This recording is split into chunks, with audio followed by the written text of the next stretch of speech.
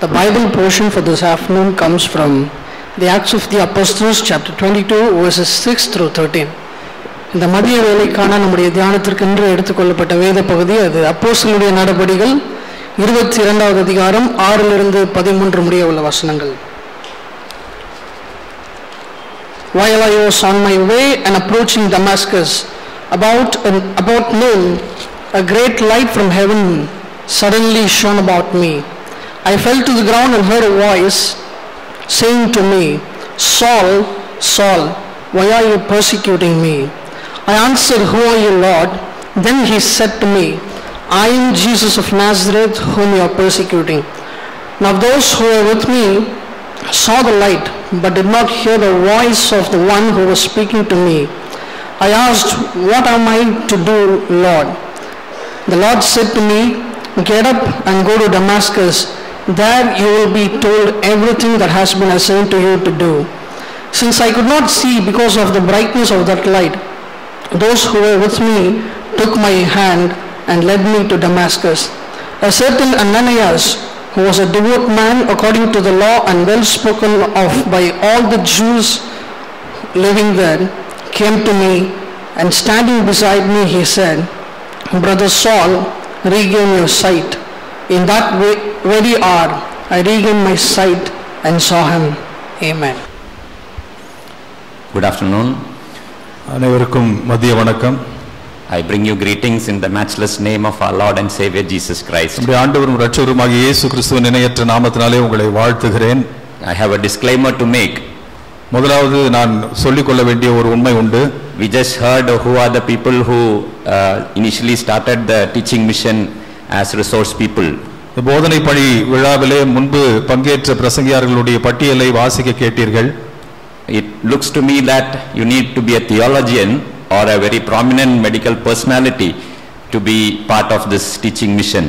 அதை கேட்டபொழுது ஒரு மருத்துவ வல்லுநராகவோ அல்லது இறையியல் வல்லுநராகவோ இருந்தால் மட்டுமே இந்த இடத்திலே நிற்கக்கூடும் என்கிற ஒரு உண்மை விளங்கினது. I am neither of these. அவண்ணமாக நான் எந்த விதத்திலும் இதற்கு தகுதியற்றவர்.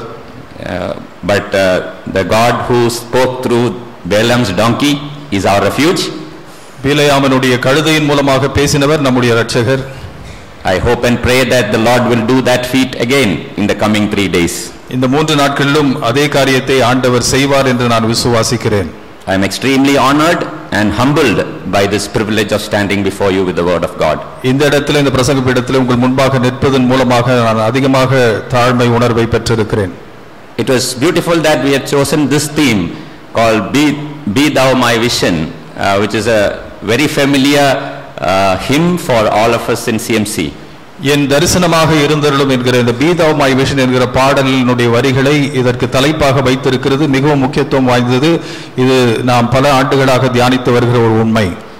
There are two connotations or two meanings that can come with this phrase Be Thou My Vision. என் தரிசனமாக இருந்தருளும் என்கிற இந்த வாக்கியத்தின் மூலமாக 2 விதமான முக்கிய கருத்துக்கள் அதிலிருந்து பிறக்கிறது. I am hoping to explain a little more on this in the coming days, maybe tomorrow God willing. But for today I just want to bring your attention to 2 important aspects. வருகிற நாட்களிலே அதை விவரமாக நான் சொல்ல விரும்பினாலும் இன்றைக்கு 2 முக்கியமான அம்சங்களை அதிலிருந்து நான் உங்களுக்கு விளக்க விரும்புகிறேன். Just as introduction. ஒரு அறிமுகமாக முன்னுரையாக. Our Christian life is basically Christotelic and Christocentric. Please don't worry about the words, but just that it could be God who is our goal or destiny or our destination. That is the first meaning. ஒரு 2 கருத்துக்கு கிறிஸ்டோடெலிக் கிறிஸ்டோசென்ட்ரிக் என்ற அந்த வார்த்தைகளை குறித்து நீங்கள் ஐயப்பட வேண்டாம். ஒன்று கடவுள் நம்முடைய நாம் அடைய வேண்டிய இலக்காக ஒன்றாக நாம் வைத்திருக்க முடியும். That's what Hebrews chapter 12 and verse 2 says, looking on to Jesus, the author and perfecter of our faith. That is how we run. எபிரேயர் 12வது அதிகாரத்தில் 2வது வசனத்திலே இயேசுவை நாம் பார்த்து நாம் ஓடுகிற ஓட்டத்தை குறித்து அங்கே சொல்லப்பட்டிருக்கிறது. நம்முடைய இலக்காக இருக்கிற அந்த ஒரு வரைபடம். That means Jesus Christ is our very destiny. இயேசு கிறிஸ்துவே நம்முடைய இலக்காக இருக்கிறார் என்ற அர்த்தம். Yeah, telos, the word meaning is end. Telomere we are familiar with, end of a chromosome. ஆகவே நம்முடைய இலக்காக நம்முடைய எல்லையாக நாம் அடைய வேண்டிய ஒரு கட்டமாக நாம் அவரை எடுத்துக்கொள்ளலாம். The other meaning of aspect of Christian life is it is Christocentric. That is, Christ is the center of our lives. மறு ஒரு அர்த்தம் ஒன்று இருக்கிறது. அதுக்கு இயேசுவை நம்முடைய வாழ்வினுடைய மையமாக வைத்திருக்கிறதற்கு பொருள் கொள்ளும். Okay, C.S. Lewis put it beautifully when he wrote like this: I believe in Christianity as I believe the sun has risen, not only because I see it, but because by it I see everything else. C.S. Lewis என்கிற ஒரு பக்தன் விதமாக அவர் குறிப்பிடுகிறார். அவர் சொல்கிறார், கிறிஸ்தவத்திலே எனக்கு நம்பிக்கை இருக்கிறது எப்படி என்று சொன்னால், ஒரு சூரிய ஒளியானது எப்படி உதிக்கிற பொழுது அதை நாம் நம்புகிறோம், அது உதிக்கிறதுனால் மாத்திரம் அதை நான் நம்புகிறதில்லை, அது உதித்ததனாலே நான் எல்லாவற்றையும் பார்க்க இயல்கிறது, அந்த ஒரு காரணத்திற்காக நான் அதை விசுவாசிக்கிறேன் என்று சொல்கிறார். Whatever we see in this world and we do in this world, we see through the Christian lens. இந்த உலகத்திலே நாம் காண்கிற எல்லாவற்றையும் நாம் ஒரு கிறிஸ்தவ கண்ணாடியின் மூலமாக பார்க்கிறோம். That is living a Christocentric life. அதுதான் இயேசுவை மையமாக கொண்டு வாழ்கிற ஒரு வாழ்க்கை. That is the meaning of the phrase be thou my vision. அந்த இயேசுவே என்னுடைய தரிசனமாய் இருந்தருளும் என்கிற அந்த பாடலுடைய சாராம்சம் அதுதான். For our meditations for these 3 days, how to break this down, God being the center of our life. இயேசு நம்முடைய வாழ்வினுடைய மையமாக இருக்கிற இந்த ஒரு பொருளை நான் உங்களுக்கு விளக்குவதற்கென்று சொல்லி I have just thought of 3 important aspects, the first of which we will, God willing, see today. 3 குறிப்புகளாக அதை நான் பிரித்தெடுத்திருக்கிறேன். அதனுடைய முதல் அம்சத்தை இன்றைக்கு நான் பார்க்க விரும்புகிறேன். The first one is vision for our lives. நம்முடைய வாழ்விற்கான தரிசனம் என்பதுதான் அவருடைய முதல் பங்கு. God willing, tomorrow and day after we will be dealing with vision for humanity and vision for our calling or vocation.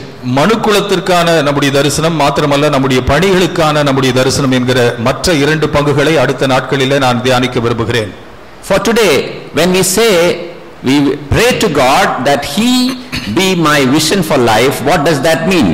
என்னுடைய வாழ்விற்கான தரிசனமாக இயேசு இருக்க வேண்டும் என்று சொல்லுகிற பொழுது அதனுடைய அர்த்தம் என்ன? I just want to bring in 3 questions from the scripture which people have asked to dissect out this one theme. 3 கேள்விகளை வேத புத்தகத்திலே மனிதர்கள் கேட்ட கேள்விகளை உங்களுக்கு முன்வைத்து இதை நான் விளக்க விரும்புகிறேன். The first question that we are looking at is the question, is it I, Lord? முதல் கேள்வியானது ஆண்டவரே நானா என்கிற ஒரு கேள்வி. Second question, why me, Lord? ஏன் என்னை தெரிந்து கொண்டீர் ஆண்டவரே என்கிற இரண்டாவது ஒரு கேள்வி. And the third one, what shall I do, Lord? மூன்றாவது கேள்வி, நான் என்ன செய்யட்டும் ஆண்டவரே? This is a very familiar portion for us. The first question, it comes from the Last Supper day. அந்த கடைசி விருந்திலே ஆண்டவர் ஈடுபட்ட பொழுது அங்கே இடம்பெற்ற ஒரு கேள்விதான் முதல் கேள்வி. That is from Matthew's Gospel chapter 26 and verse 25. மத்தேயு 26வது அதிகாரம் 25வது வசனத்திலே இது காணப்படுகிறது. It was Judas who asked this question. In KJV it comes like this, is it I, Lord? யூதாஸ் காரியோத் இந்த கேள்வியை கேட்கிறான், நானா ஆண்டவரே என்று சொல்லி என்னையா குறிப்பிடுகிறீர் என்ற ஒரு கேள்வியை கேட்கிறான். That is when Jesus told that one of you is going to betray me, and Judas is asking this question, is it I, Lord? உங்களிலே ஒருவர் என்னை காட்டி கொடுக்க போகிறான் என்று ஆண்டவர் துல்லியமாக சொல்லிற பொழுது நானா ஆண்டவரே என்று சொல்லி யூதாஸ் கேட்ட கேள்வி. Now there could be many reasons why Judas could have betrayed Jesus. இயேசுவை யூதாஸ் காட்டி கொடுத்ததற்கு பல்வேறு காரணங்கள் இருந்திருக்கலாம். Maybe he was disillusioned about the whole ministry or desperate about nothing is happening. Many reasons could have been there.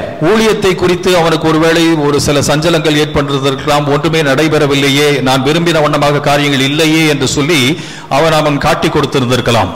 Whatever that was, அது என்ன காரணமாக இருந்தாலும், the scripture tells us that the answer that Jesus gave did not help Judas. இயேசு அவனுக்கு அளித்த பதில் அது யூதாசுக்கு பிரயோஜனமாய் காணப்படவில்லை. Interestingly, in one of the translations it is said, Jesus said, you said it. ஒரு மொழியாக்கத்தில் இப்படியே சொல்லிருக்கு, நீ சொன்ன வண்ணமாக என்று சொல்லப்பட்டிருக்கிறது. Yes, when Jesus is asking, is it I, Lord? Jesus is telling, when Judas is asking, is it I, Lord? Jesus is telling, you said it. நானா ஆண்டவரே என்று சொல்லி யூதாஸ் கேட்கிற கேள்விக்கு நீதான் சொல்லிட்டியே என்று சொல்லி அந்த அர்த்தத்தில் பதிலை சொல்லுகிறார். This question is a question that each one of us needs to ask at various points of our life. இந்த ஒரு கேள்வி நாம் அனைவருமே நம்முடைய வாழ்க்கையின் வெவ்வேறு கட்டங்களிலே கேட்கப்பட வேண்டிய ஒரு கேள்வி. It is a question pertaining to our sinfulness. இது நம்முடைய பாவ வாழ்க்கையை குறித்த ஒரு கேள்வி. Jeremiah chapter 17 and verse 9 and 10 says that our hearts are extremely deceitful. எரேமியா 17வது அதிகாரத்தில் 9-10 வசனங்களை வாசிக்கும் பொழுது நம்முடைய இருதயங்கள் மகா கேடுள்ளதாக திருக்குள்ளதாக காணப்படுகிறது என்று சொல்லப்படுகிறது. And the verse says it is beyond cure. அது மீட்கப்படுவதற்கு ஏற்றதாகவே இல்லை என்கிற ஒரு பொருள் அங்கே சொல்லப்பட்டிருக்கிறது. So when we attempt to ask this questions to the Lord Jesus Christ, is it I Lord? இது நானா ஆண்டவரே என்கிற ஒரு கேள்வியை நீங்கள் ஆண்டவரிடத்தில் கேட்கும் பொழுது, do not be surprised if the Lord says you said it. ஒருவேளை அப்படியாகவே நீ சொல்லி இருக்கிறாயே என்று ஆண்டவர் நம்மை பார்த்து சொன்னால் நாம் ஆச்சரியப்படுவதற்கு இல்லை. We often think about us as fairly good people. பொதுவாகவே நம்மை குறித்த நம்முடைய அபிப்பிராயம் நம்மை பொறுத்து மட்டிலே நான் நல்லவன் தான் என்று நாம் சொல்லிக் கொள்கிறோம். Especially if we work in a Christian institution and be part of many Christian activities, we think that we are good. கிறிஸ்தவ ஊழியத்திலே நாம் ஈடுபட்டு ஒரு கிறிஸ்தவ நிறுவனத்திலே இவ்வண்ணமாக வேலை செய்து கொண்டிருக்கும் பொழுது நான் ஒரு நல்லவள் என்று சொல்லி நாம் யோசித்துக் கொள்கிறோம். Somehow we have a feeling that will give us good stead in front of God. நாம் இப்படியாக பணி செய்கிறதன் மூலமாக ஒரு ஊழியத்தில் ஈடுபட்டிருக்கிறதுனாலே ஆண்டவருக்கு முன்பாக நான் நீதிமானாய் இருப்பேன் என்று சொல்லி ஒரு எண்ணம் நமக்குள்ளாக இருக்கிறது. But the word of God says each one of us, every one of us has fallen short of the glory of God. தேவ மகிமையற்றவர்களாய் நாம் காணப்படுகிறோம் என்று சொல்லி நாம் ஒவ்வொருவரையும் குறித்து வேதம் குறிப்பிடுகிறது.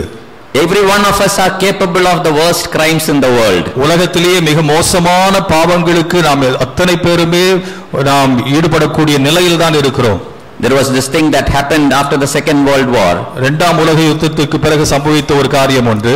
Yehiel Denior was a Jewish author. Yehiel Denior என்று சொல்லப்படுகிற ஒரு யூத மதத்தை சேர்ந்த ஒருவர். He was a survivor of the Second World War. He was in a concentration camp during the World War. இந்த உலக மகா யுத்தத்தின் இரண்டாவது உலக மகா யுத்தத்தின் போது அவர் சிறைப்பட்டவராய் காணப்பட்டார். He survived the camp, and after the World War, when the crimes of the war was being punished by the court, he was called to witness against a man called Adolf Eichmann. அந்த நாட்களிலே அப்போது அந்த யுத்தம் முடிந்த பிறகு குற்றவாளிகளை அவர் நியாயம் தீர்க்கிற நாட்கள் வந்த பொழுது இவர் சாட்சியாக ஒருவருக்கு விரோதமாக சாட்சி கூறுவதற்கென்று அழைக்கப்பட்டிருந்தார். When he went to the court and witnessed against this man Adolf Eichmann, who was the right hand man of Adolf Hitler, and he gave the testimony against him, and then he collapsed there itself. That is a picture of him collapsing there. ஹிட்லருடைய கையாளாக காணப்பட்ட Adolf எய்ச்மேன் என்று சொல்லப்படுகிறவருக்கு விரோதமாக சாட்சி சொன்ன பொழுது இந்த குறிப்பிட்ட நபர் சாட்சியை சொல்லி முடித்த உடனேயே அப்படியே மயங்கி விழுந்து விட்டார். Later on people asked him, why did you fall down like that? பிற்பாடாக இவரை பார்த்து ஏன் இப்படி அந்த சாட்சியை சொல்லிவிட்டு மயங்கி விழுந்தீர்கள் என்று அவரை பார்த்து கேட்டார்கள். Were you overcome with hatred or fear or horrid memories? ஒருவேளை ஒரு கொடூரமான எண்ணங்கள் எல்லாம் உங்களுக்கு ஒரு வைராக்கியமாக ஒருவேளை அதீதமாக வந்ததா என்று கேட்டார்கள். It was none of those. அதெல்லாம் கிடையாது என்று சொன்னார். Rather, all at once he realized that Eichmann was not the godlike army officer who had sent so many to their deaths. எத்தனையோ மரணங்களுக்கு காரணமாய் காணப்பட்ட ஒரு அதிகாரியாக இவர் இப்பொழுது இல்லை என்பது உணரப்பட்டது. This Eichmann was an ordinary man. இந்த எய்க்மேன் என்கிறவர் ஒரு சாதாரண மனிதன். What worried him, what made him to collapse was that I was afraid of myself, he said. என்னை பற்றியே எனக்கு ஒரு அச்சம் இருந்தது என்று அந்த மனிதர் சொல்கிறார். I saw that I am capable to do this. நான் இத்தனை மோசங்களை செய்வதற்கு சாத்தியமுள்ளவனாக காணப்படுகிறேன் என்பதை என்னை பார்த்தே நான் பயப்பட வேண்டிய ஒரு சூழ்நிலை ஏற்பட்டது என்றார். I am exactly like he is. நான் அவனைப் போலவே நானும் காணப்படுகிறேனே. He realized that he has an Adolf Hitler and an Adolf Eichmann in himself. தனக்குள்ளாக அடால்ஃப் ஹிட்லர் என்கிறவரையும் நான் உள்ளடக்கி இருக்கிறேன், அடால்ஃப் எய்க்மேன் என்கிறவனையும் நான் உள்ளே அடக்கி இருக்கிறேன். நான் அத்தனை கொடூரமானவன் என்பதை நான் பார்க்க முடிந்தது என்று சொல்கிறார். That is true for our lives also. நம்மளும் நம்முடைய வாழ்க்கையில் அது உண்மையானது தானே. So what shall we do now when we ask this question, is it I, Lord? நானா ஆண்டவரே என்ற ஒரு கேள்வியை கேட்கும் பொழுது நாம் என்ன செய்யலாம்? There is an old black American hymn which asks this question, were you there when they crucified my Lord? ஒரு பழைய பாடல் ஒன்று இருக்கிறது. அங்கே இயேசுவை சிலுவையில் அடிக்கிற அந்த நேரத்தில் நீ அங்கே இருந்தாயா என்கிற ஒரு கேள்வியோடு அந்த பாடல் காணப்படுகிறது. The obvious answer is that each one of us were there and our sins were there. உண்மையை சொல்ல வேண்டும் என்று சொன்னால் இயேசுவை சிலுவையில் அறையும் பொழுது நீங்களும் நானும் கூட தான் அங்கே வேடிக்கை பார்த்து கொண்டிருந்தோம். All of us have equally contributed to the crucifixion of Jesus Christ. ஆண்டவராகிய இயேசுவை சிலுவையிலே அறைவதற்கு நாம் அத்தனை பேருமே பொறுப்புள்ளவர்களாய் காணப்படுகிறோம். We are not the good people whom we think we are. நாம் நினைத்துக் கொள்ளுகிற நல்ல மக்கள் நாம் கிடையாது. Which is why Paul says in 1 Timothy chapter 1 and verse 15 that I am the chief of sinners.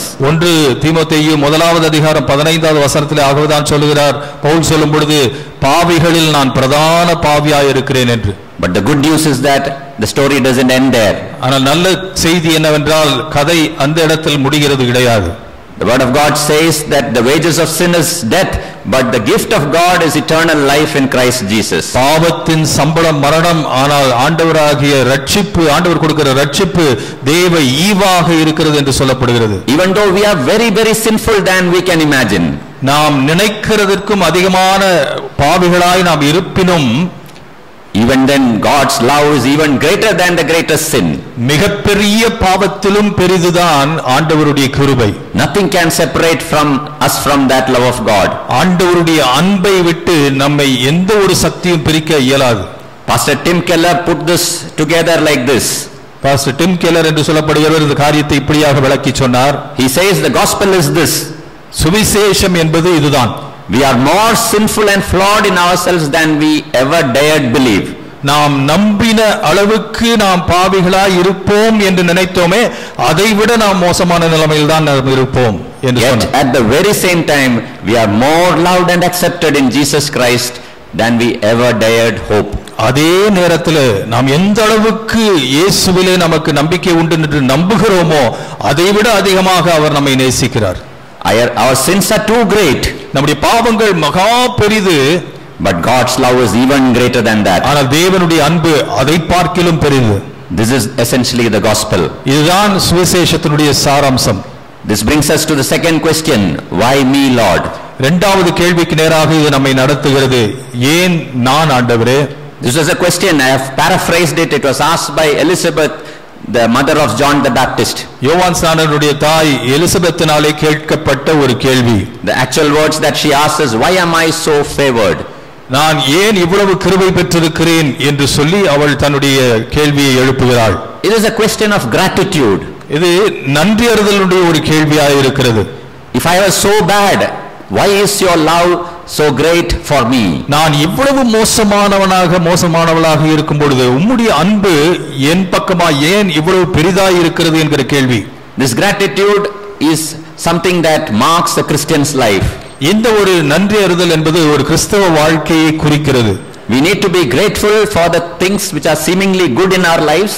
நம்முடைய வாழ்க்கையிலே நலமென்று காண்கிற காரியங்களுக்கு நாம் நன்றியுள்ளவர்களாக இருக்க வேண்டும். At the same time we should be graceful for the things which are seemingly bad in our lives. நம்முடைய வாழ்க்கையில காணப்பட்ட பாவ நிலையை குறித்து அவர் பாராட்டின கிருபையை குறித்தும் நாம் உணர்வுள்ளவர்களாக இருக்க வேண்டும். Why I said seemingly is because what seems to us may not be the reality.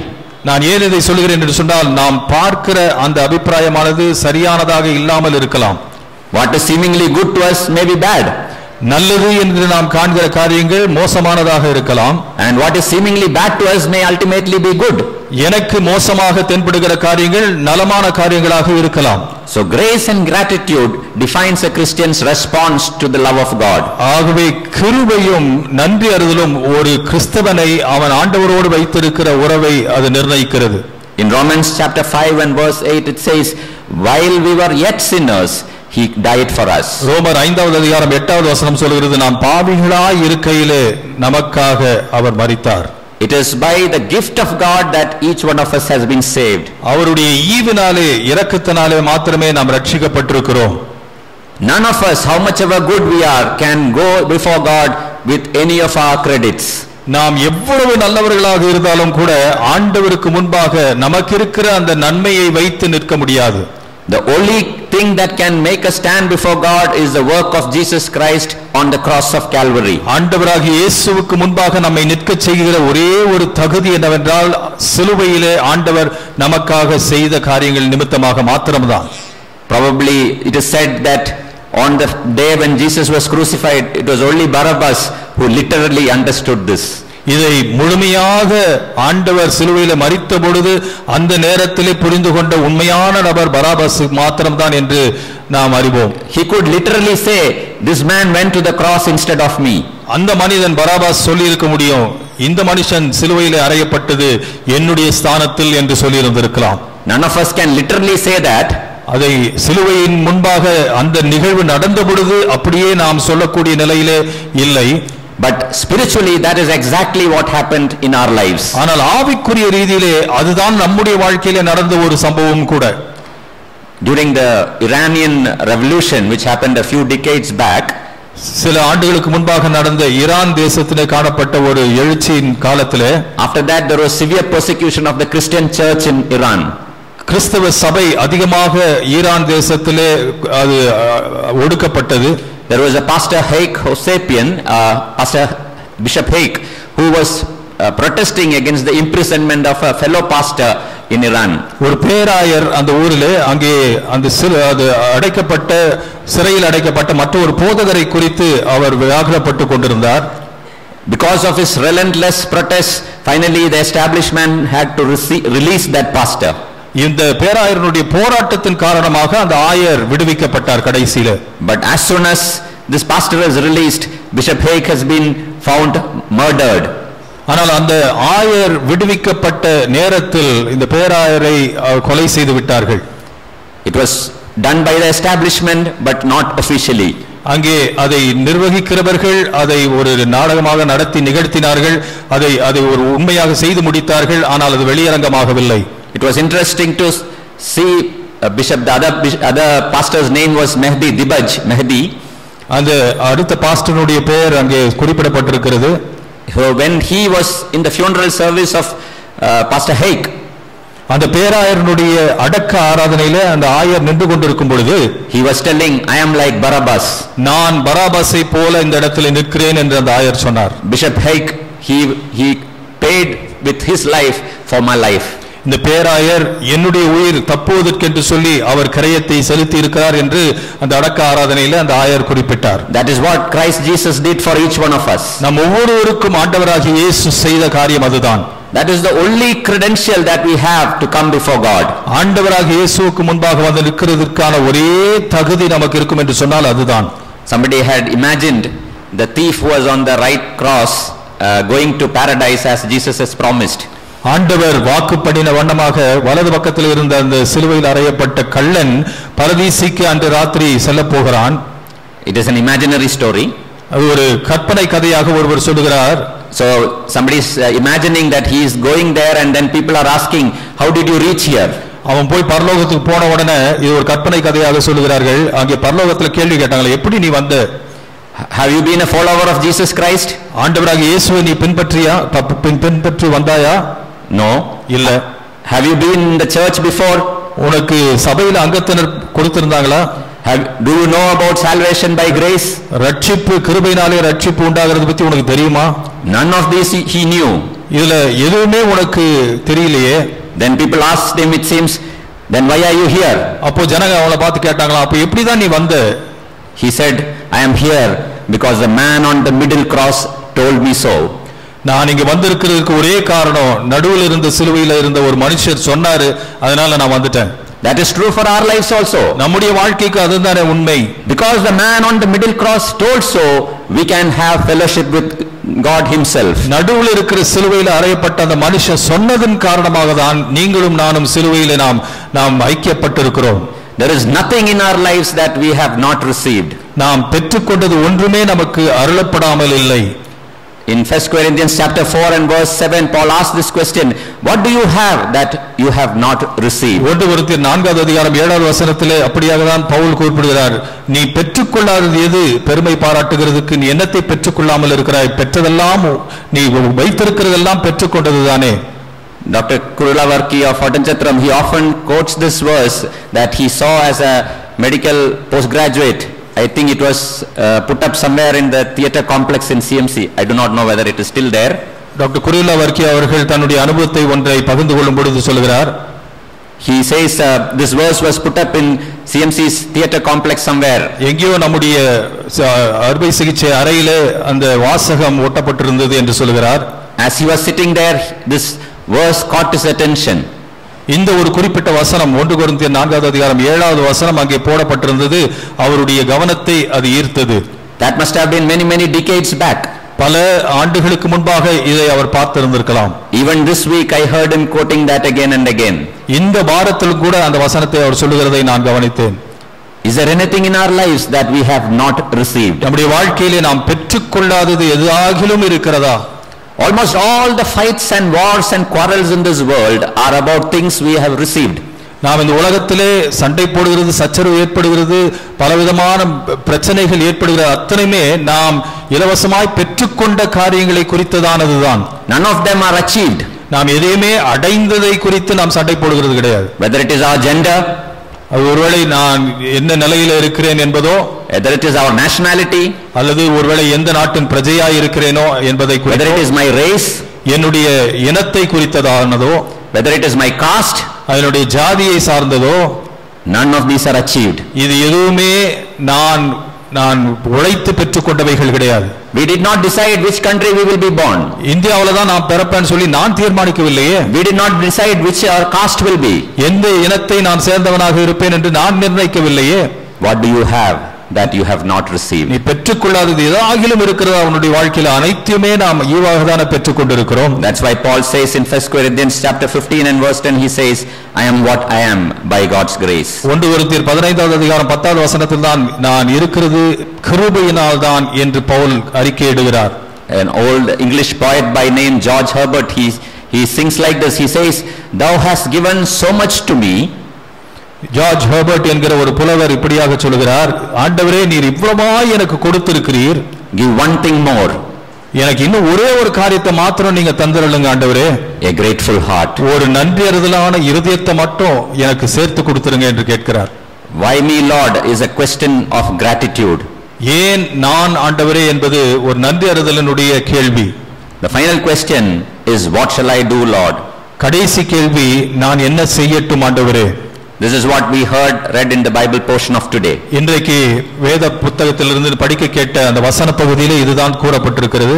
This is Paul sharing his testimony many years later what happened. பல ஆண்டுகளுக்கு பிறகு பவுல் தன்னுடைய வாழ்க்கையில சம்பவித்த காரியத்தை சாட்சியாய் சொல்லிக் கொண்டிருக்கிறார். Comes in Acts chapter 22 and verse 10. அப்போஸ்தலர் 22வது அதிகாரத்தினுடைய 10வது வசனத்திலே அது சொல்லப்பட்டிருக்கிறது. He says he asked this question as a question of direction or guidance. இது எந்த திசையை நான் எடுக்க வேண்டும், எந்த வழியாய் நான் போக வேண்டும் என்கிற ஒரு கேள்வியாக பவுல் கேட்கிற கேள்வி. It's a very dangerous question but very natural one to ask. அது ஒரு அபாயகரமான ஒரு கேள்வி, ஆனால் அது இயல்பாக நாம் கேட்கக்கூடிய ஒரு கேள்வி. When his life was going in one direction, God asked him to completely change the direction. ஒரு திசையாய் தன்னுடைய வாழ்க்கை போய் கொண்டிருக்கிற பொழுது ஆண்டவரே என்னுடைய திசையை திருப்பி அருளும் என்று சொல்லி கேட்கிற ஒரு கேள்வி. So naturally he has to ask, what shall I do, Lord? ஆகவே இயல்பாக ஆண்டவரே நான் என்ன செய்யட்டும் என்று அவர் கேட்க வேண்டும். Why is it a dangerous question? ஏன் அபாயகரமான கேள்வி என்று சொல்கிறேன்? Paul talks about that in 2 Corinthians chapter 11 verses 23 down. Pavul அதை குறித்து 2 கொரிந்தியர் 11வது அதிகாரம் 23வது வசனத்திலிருந்து குறிப்பிடுகிறார். He says, because I asked that question, I was more severely flogged. நான் அந்த கேள்வியை கேட்டதனாலே இன்னும் அதிகமாக நான் சவுக்கினாலே அடிக்கப்பட்டேன். More frequently imprisoned. இன்னும் அதிகமான அளவு நான் சிறைப்பட்டேன். I had to work more harder than others. இன்னும் மற்றவர்களை காட்டிலும் அதிகமாக நான் பிரயாசப்பட வேண்டியதாக இருந்தது. So this question of guidance is not a question to make our lives easy, but to make our lives right.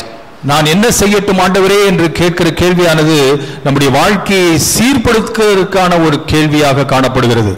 It is not only for the big decisions of our life, but the smaller ones too. பெரிய முடிவுகளை நம்முடைய வாழ்க்கையில் எடுக்கும் பொழுது மாத்திரமே இந்த கேள்வியை கேட்கப்பட வேண்டியதல்ல, அது சிறிய காரியங்களிலும் கூட கேட்கப்பட வேண்டிய ஒரு கேள்வியாக இருக்கிறது. It's not only for whom to marry and where to work. எந்த இடத்துல நான் பணியாற்ற வேண்டும், யாரை நான் திருமணம் செய்து கொள்ள வேண்டும் என்கிற காரியங்களுக்கு மாத்திரம் கேட்கிற கேள்வி கிடையாது. But the answer of that question really depends on where we want to go. அந்த கேள்விக்கான பதில் நான் எங்கு சென்று அடைய வேண்டும் என்கிறதை அறிந்து கொள்கிறதற்காக கேட்கப்படுகிற ஒரு கேள்வி. There is this interesting part of this story of Alice in the Wonderland. Alice in Wonderland என்று சொல்லப்படுகிற ஒரு சிறுகதை இருக்கிறது. In that the girl Alice is going in the road and then suddenly she comes to a fork in the road. The road divides into two. அவள் அந்த அதில் இருக்கிற கதாபாத்திரம் அந்த ஆலிஸ் என்கிறவர் அந்த கதையிலே சென்று கொண்டு பிரயாணப்பட்டு போய் கொண்டிருக்கிற வேளையிலே திடீரென்று அந்த சாலை இரண்டாக பிரிகிறது. So there is a Cheshire cat nearby and she is asking the cat, which road should I take? அங்கே ஒரு பூனை இருக்கிறது. அந்த பூனையை பார்த்து அந்த கதையிலே அவள் நான் எந்த சாலையிலே போகட்டும் என்கிற ஒரு கேள்வி கேட்கிறாள். So the cat is asking her, where do you want to go? அப்போ அந்த பூனை அவளை பார்த்து கேட்கிறது, நீ எங்க போக விரும்புகிறாய்? She says, I don't know. எனக்கு தெரியாதே என்று சொல்கிறாள். Then the cat says, then it doesn't matter, you can take any road.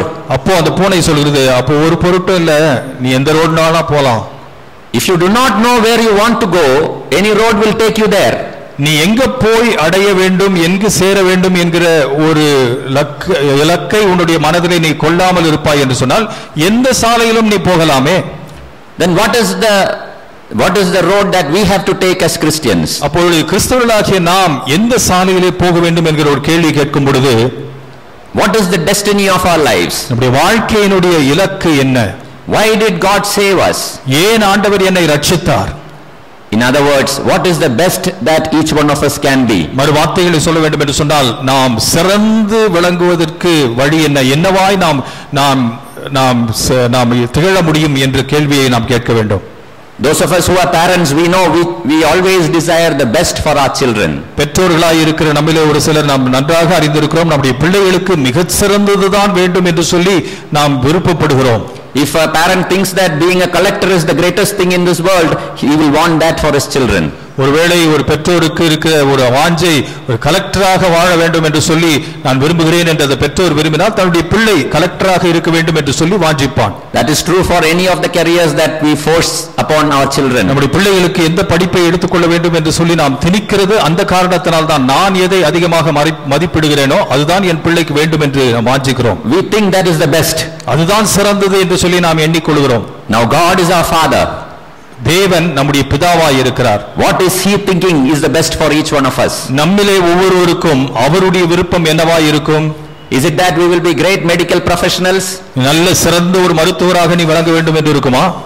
Or we will be coming up as rich people in this world? இந்த உலகத்தில் பெரிய செல்வந்தர்களாக நீங்கள் இருக்க வேண்டும் என்று இருக்குமா? What does the word of God say? தேவ வசனம் என்ன சொல்கிறது? Romans chapter 8 and verse 29 says, ரோமர் 8வது அதிகாரம் 29வது வசனம் சொல்கிறது, for those whom he foreknew he predestined to conform to the likeness of his son Jesus Christ. எவர்களை முன்குறித்தாரோ அவர்கள் அவருடைய சாயலாய் மாறும்படியாக அவர் முன்குறித்தார் என்று சொல்லப்பட்டிருக்கிறது. So what is the best any Christian can be? ஆகவே ஒரு கிறிஸ்தவன் சிறந்து விளங்க வேண்டும் என்று சொன்னால் என்னவாய் இருக்க முடியும்? It is like becoming like Jesus Christ. இயேசுவை போல மாறுவதுதான். There is only one destiny in our lives. நம்முடைய வாழ்க்கையிலே ஒரே ஒரு இலக்கு மட்டும்தான் இருக்கிறது. When we ask this question, what shall I do, Lord? The answer is related to that question. நான் என்ன செய்ய வேண்டும் ஆண்டவரே என்கிற கேள்வியை கேட்கும் பொழுது அதனுடைய பதில் இதை சார்ந்ததாகவே இருக்கும். We have to ask ourselves, what I am doing, is it going to take me to my destiny? நான் செய்கிற காரியங்கள் என்னுடைய இலக்கை அடைவதற்கு பிரயோஜனமாய் இருக்குமா என்கிற கேள்வியை கேட்க வேண்டும். If it is becoming like Jesus Christ, my small decision, are they training me to become like Jesus Christ? இயேசுவை போல நான் ஆக வேண்டும் என்கிற ஒரு இலக்கை நான் வைத்திருந்தேன் என்று சொன்னால் நான் எடுக்கிற இந்த சிறிய முடிவும் கூட அதற்கு நேராக என்னை நடத்துகிறதா என்பதை நான் நிர்ணயிக்க வேண்டும். It may be good for us to sometimes, even though it is embarrassing, to ask people who are close to us, have I become a little more like Jesus Christ over the past 1 year? சற்று ஒரு தர்ம சங்கடமாக இருந்தாலும் கூட நமக்கு நெருக்கமானவர்களிடத்தில் ஒரு கேள்வியை நாம் கேட்க வேண்டும். என்ன பார்க்கிறதுக்கு இன்னும் கொஞ்சம் நான் இயேசுவை போல மாறி இருக்கிறேனா என்று சொல்லி அடிக்கடி கேட்க வேண்டும். It may be difficult to ask, but at least imagine asking your colleagues in your department, I have been working in this department for 5 years. Have I become a little more like Jesus Christ than when I joined? சங்கடமாக இருந்தாலும் கூட கேட்டு பாருங்க. உங்களோட கூட வேலை செய்கிறேன், 5 ஆண்டுகள் உன்னோட வேலை செய்து கொண்டிருக்கிறேன், உன்னுடைய ஆபீஸ்ல தான் நான் இருக்கிறேன், சற்று நான் இயேசுவை போல இன்னும் கொஞ்சம் நான் மாறி இருக்கிறேனா என்கிற கேள்வியை கேட்டு பாருங்க. That is the question, what shall I do, Lord? அதுதான் அந்த கேள்வி, ஆண்டவரே நான் என்ன செய்யட்டும் என்கிற கேள்வி. There are 3 questions we discussed today. 3 கேள்விகளை நாம் இன்றைக்கு நாம் கவனித்தோம். Is it I, Lord? It is a question of repentance, of reality checking. என்னையா நீர் சொல்லுகிறீர் ஆண்டவரே என்கிற ஒரு மனம் திரும்புதலுக்கு ஏதுவான ஒரு கேள்வி. Why me, Lord? It's a question of gratitude. ஏன் நான் ஆண்டவரே என்கிறது நன்றி அறிதலான ஒரு கேள்வி. What shall I do, Lord? நான் என்னத்தை செய்யட்டும் என்கிற கேள்வி is a question of guidance. அது வழிகாட்டுதலின் கேள்வியாய் இருக்கிறது. May the Lord continue to speak to us. தொடர்ந்து கர்த்தர் நம்மோடு கூட பேசுவாராக. Thank you. ஆமென்.